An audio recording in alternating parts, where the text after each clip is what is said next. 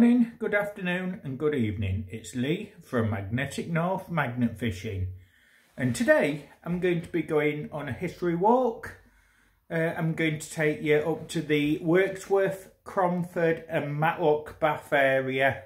I'm going to be exploring around the old mines, the canal system and also the railways of the area, and I'll tell you a bit about those when I'm up there. So I'm up at Black Rock near Matlock Bath and Wirksworth area, and this is the ruins of what used to be a mine just there. And went around here, and down there was the shaft, and that's where the minerals was mined. And just here you can see where there's been some elaborate decorated obelisks which would have been part of the mine entrance. And just to the side you've got this trackway, and we've got this spring watering area, so horses and people could water here and the waste would go down into the drain. And this here used to be part of a railway as well. And here in Derbyshire you do see all these dry stone walls everywhere. This were all locally made stone, cut locally, and built 1798 to about 1820. Now up there I can see there's remnants of brick and dumpage, so there'd have been a building up there somewhere.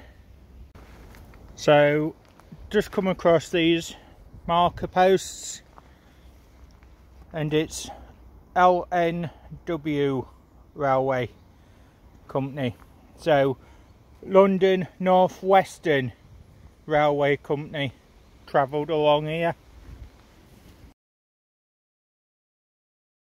Here we are, Black Rocks, once a busy industrial site where more than 100 men and women mined the rich underground lead veins. Cromford Moor Mine, the large mound in front of you is the waste of Cromford Moor Mine, a large lead mine with shafts up to 128 metres, 420 feet deep. Lead was a much valued metal with many uses, and this large vein of ore was mined from before 1615 to at least 1850. Black Rocks later had a period of industrial activity in the 1920s. In the Victorian times, that's a sketch of what it were. So the mine ruins I just showed you would be this part here, and that building was at the back over there. And then you've got a lead sample there with the white calcite and a Victorian style miner. And just walking around this here, it's Cromford Moor Galena on limestone, and that's what they were mining up here. So that will be a remnant from the Victorian times. Just spotted this down here, that's white calcite, that was later mined in the 1920s. So up here there's this limestone, there's bits of grit stone, there's white calcite which is there, obviously the galena, there's tiny bits of purple fluorite as well up here, and that can be seen just here, just there. Can't really see in this light, so I'll go into the actual open There we are, that's a bit of purple fluorite. And as you come up onto the spoil piles here, it's very, very steep. But this over here is the actual black rock. And many a Victorian and people afterwards would come up here just to sit here, do rock climbing, and have a look at the view over there. So this is the top area of the Black Rock mine, and it's over that way. You've got Middleton, you've got Bonsall over that way, and all this were famous mining areas from the medieval times all the way through, and currently still worked down there for limestone. So you can see just from the height of where I am how big this actual mine would have been with all the spoil, and people would have worked here day and night. And just at the top here, that's a nice view of the Black Rocks. Now, millions and millions of years ago, this was all under the sea, and that was about 330 to 280 million years ago. There has been coral and seashells found in this area, and there was underwater volcanoes as well. So this is the very back of the mine, just here and just down next to the rocks. And this area was very, very important as a tourist area, and people would come up here and they'd picnic when the mine closed down. And just going down there, you've got old cutting marks into the rock where early explorers have done rock climbing. You've got weathering and graffiti on that rock. But then you've got the old woodland path back here, and it's possible that horses may have been stored down here whilst people were resting, enjoying picnics and just enjoying an environment that they formerly couldn't get to. So as you come up, there's more rock debris, quite high valley sides, and it goes along that way. And this could well have been an early cart track, or where horses would have taken minerals and tools would have been brought down. And just here we've got an old cutting in the rock itself, and unfortunately people have left trash in there. But then you've got these old blast marks from where people's made early rock climbing. Someone there, Emily, carved into the rock. And then you've got a small area there and some previous graffiti on there. Now, it's said that these areas was frequented by highwaymen, and it's known that the Victorian era there was a lot of peddlers about bringing wares all over the country, and sadly a lot of them travelled alone on these routes, and a lot of them went missing, and that was often because they'd been murdered, and people would make them disappear down mine shafts. And this is the sort of area that this sort of event could have happened. So as you come up to here, it gets more stony, and then the side paths over to the tops of the rocks as well. And just here we've got a crevice in the rock. Now it doesn't look worked, but there is this scar here, so maybe it has been worked, testing for new veins, things like that. But that would make an excellent area to just hide in the very poor weather over this valley. And just down here I've just spotted this, which is fluorite minerals with galena. There's the galena, that silvery sparkly bit, and the white calcite on limestone. So that's what the miners would have been looking for. And just here we've got some gritstone and chert with bits of galena there. Down here I've just spotted my very first fossil. So we've got calcite there, and all these bands are bits of coral reef. So that proves that this was under the sea 300 million years ago up here. So this is the middle lower slope of the Black Rocks. You've got this area here, all these natural big rocks that's fallen, but amongst it you've got just there bits of pottery. So that shows that they were definitely having picnics sat on these rocks many years ago. And right at the bottom it is currently flooded down there, and back onto the seating areas and the lower mines down there.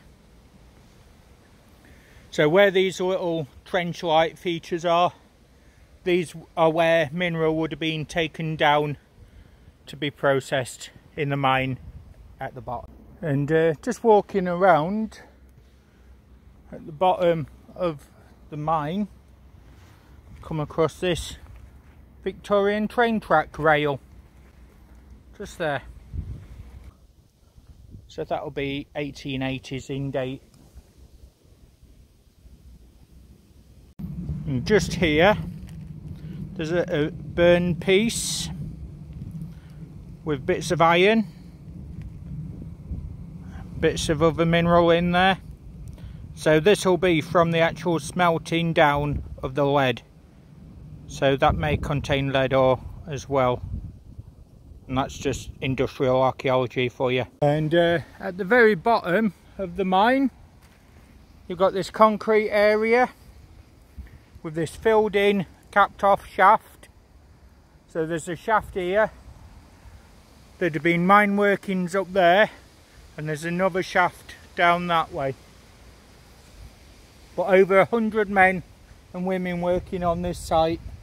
So yes, it would have been a very busy site, and they would have all produced their own rubbish and waste as well, and most of that would have been left down in the mine shaft. And just as we walk along, we get back down here where the railway tracks were between the rocks and up this way. But absolutely beautiful things, natural wonders of art these.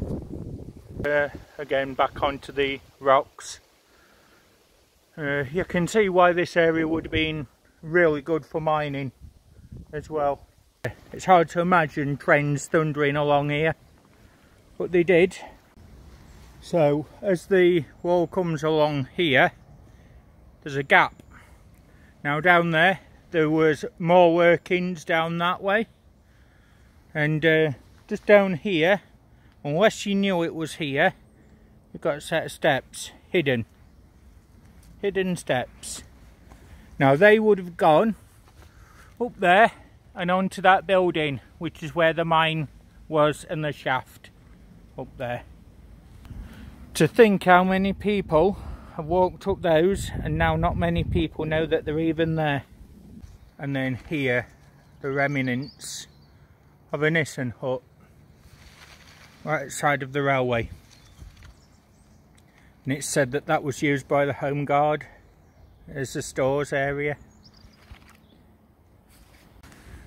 And just there, the other side of it, you can see it is now falling down, but that's the ravishes of time. And inside you can see some of the wood frame, some of the original metal fittings, but this is all asbestos and steel sheet. And then just here, looking over the valley towards Middleton, Cromford down in the bottom there. And just here we've got one of the old concrete markers,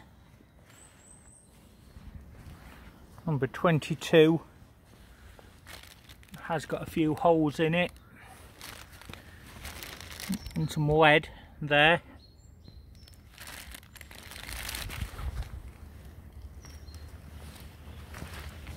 None on that side. That could be damage from the war, because they do look like bullet impacts.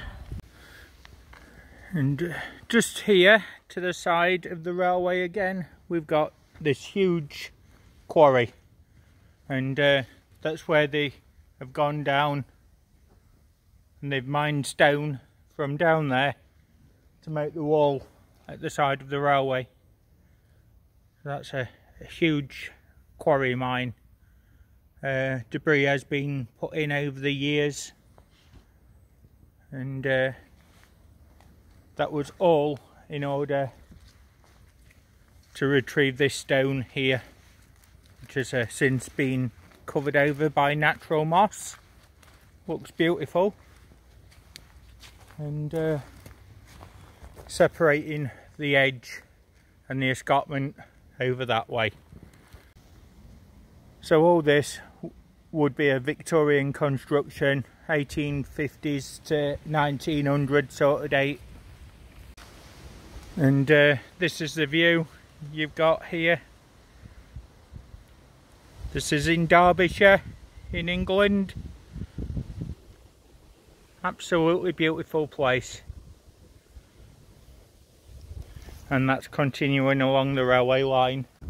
So just down here, just down there, we've got an old stately home, and then at the back of it we've got, just over there, that chimney just there, that was an old mill site.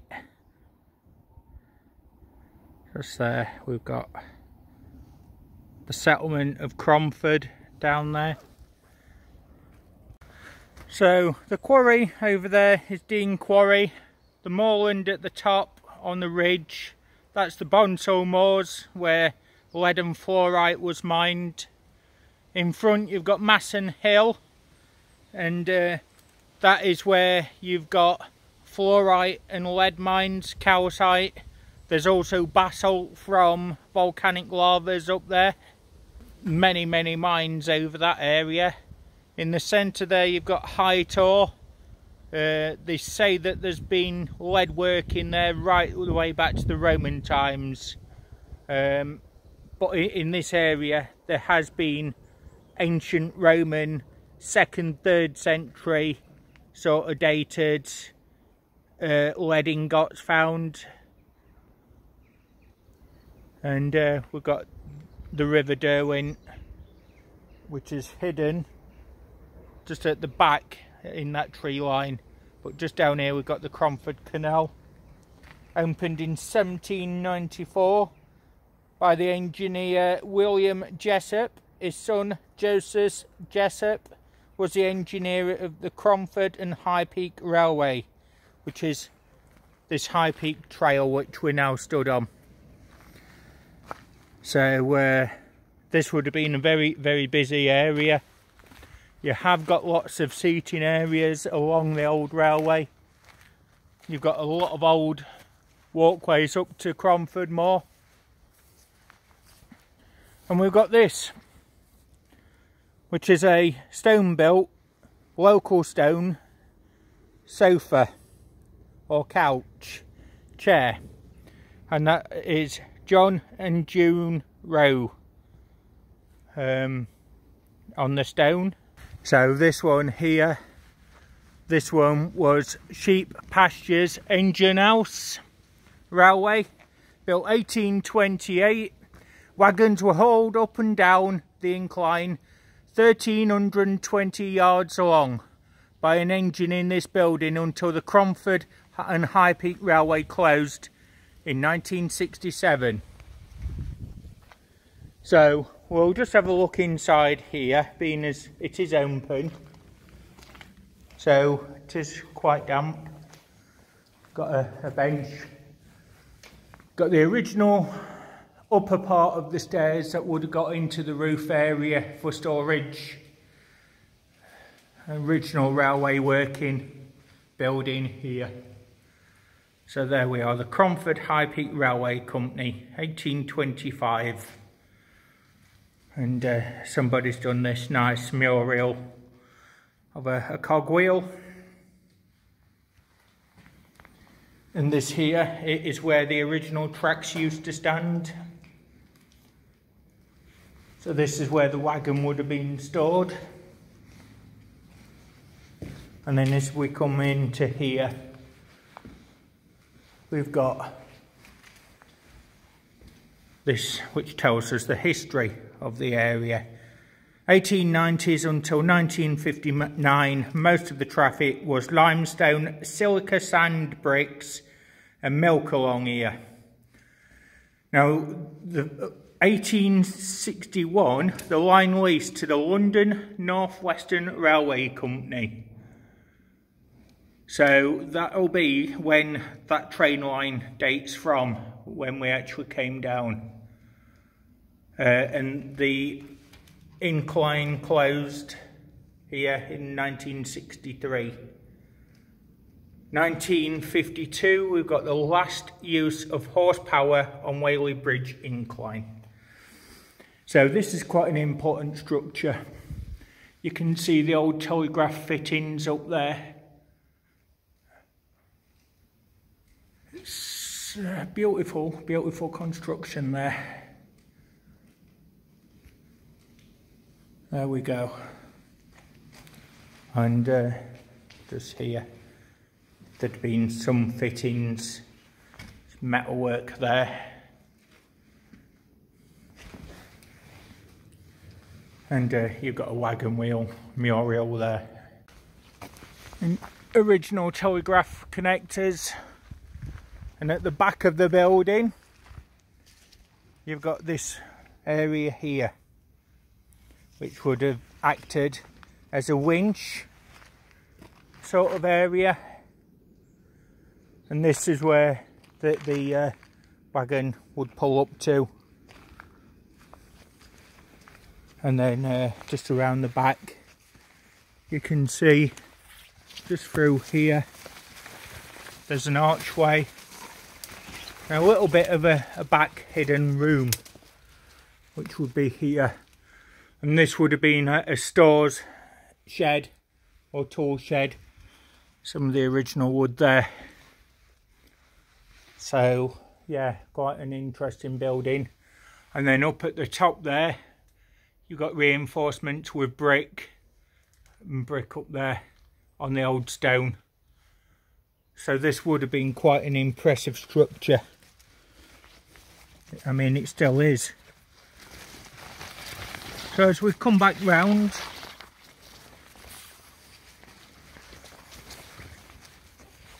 out into where the incline starts, this is quite steep, and this is what the wagon used to come up and down, all the way down there. Now on this incline, we're a third of the way down, and as you can see, there are rocks either side of it. So this would have been a specially engineered area and this would have been dug out from the natural bedrock, and that would have been a lot of work before the actual incline was made itself.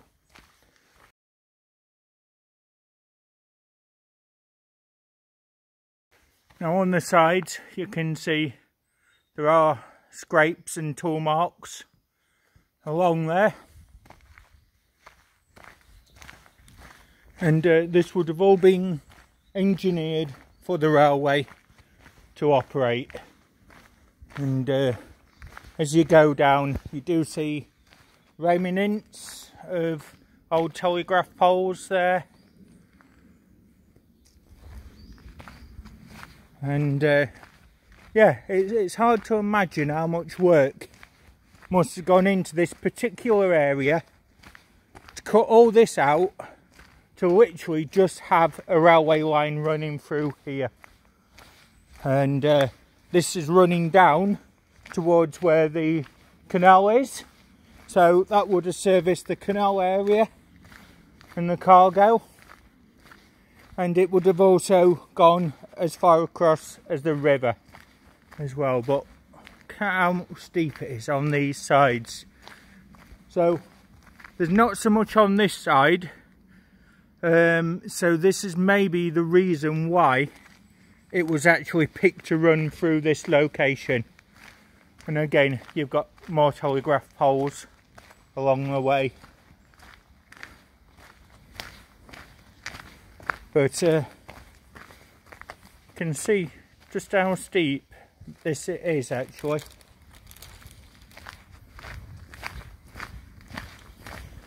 And during winter this would have been a nightmare to travel up and down. It would have been covered in ice, snow, lots of rainwater, and yeah, they'd have definitely had to have taken a lot of care going through here.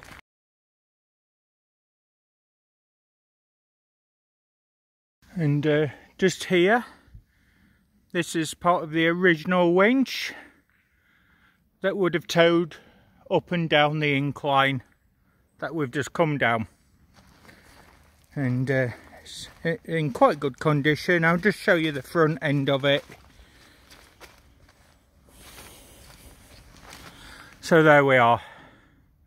That's the pulley wheel, the strengthening bars, and other fittings to that actual winch that would have been winched across here and down and up the incline. There's various footpaths all throughout these woodlands, but it's down here. You've got the railway bridge going underneath there, and you've got these areas here. This particular area down here would have been for horses down here, and all foot traffic would have travelled that way and up that steep hill, where the railway that went all along there. So where I am now is where the miners would be, and all the local members of the public, the farmers, travelling up that way.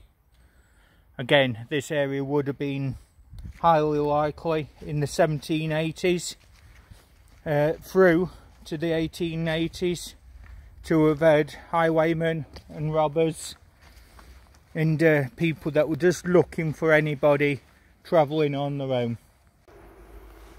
So this is some history.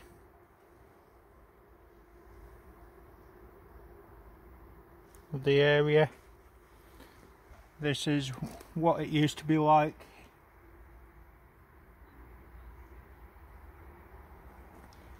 And just here, bits of where the engine house used to be, and more works just there. And then here, got a lower engine house area, which is just there.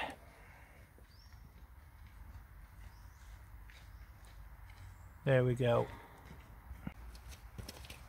Well folks, that's some of the area. I have started to run low on battery, so this is most of the area that I wanted to show you.